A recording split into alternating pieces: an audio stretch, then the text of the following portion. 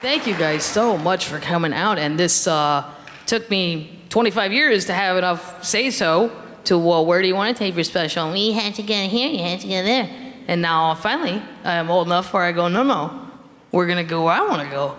And they go, where do you want to go? I said, I want to go to Detroit.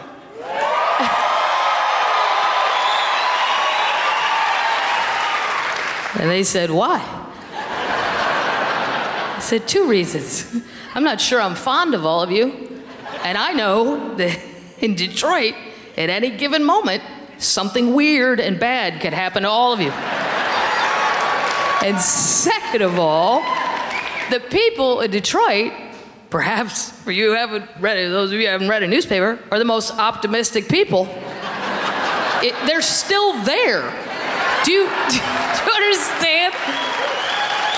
They are still there.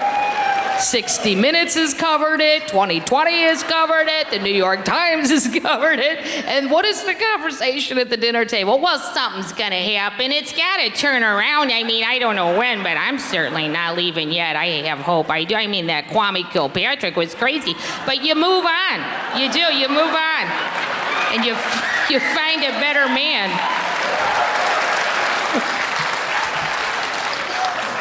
I do love this city. It's, and, you know, I don't know if this is progress, but normally, and this is my city included, we're usually flip-flop in number 1 and number 2 in murder.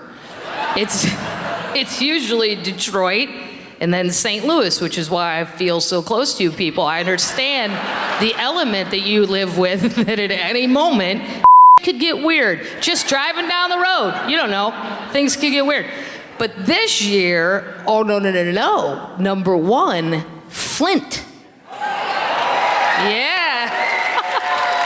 I'm like, how? How is that possible? There's not even any people there. Are they just shooting people that drive by and counting that? Are they like tricking people to Flint? Free money, and then they shoot them and go, there's another one. We're so gonna win this year. And I don't think it's fair that Detroit dropped to number 3 just because you've actually shot everyone. Just because you did a good job doesn't mean you should lose cold wrecking.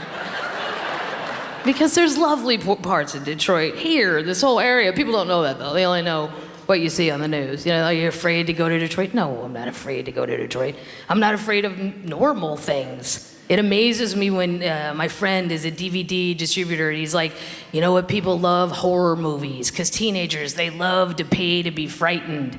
I go, that's because they have not lived long enough to know that real life will scare the out of you. There is no reason to go pay to be scared. Because at this age, I could care less if a vampire walked in my house. I truly wouldn't even blink an eye. But look at this mole. Yeah, that scares me. Look at that mole. Yeah. It's got ridges on it now. It didn't 3 weeks ago. But I don't have time to go to a doctor, so I just ask other comedians. They're like, hey, is that look up to you? And they go, no. I go, cool. And then I go have another beer and forget about it.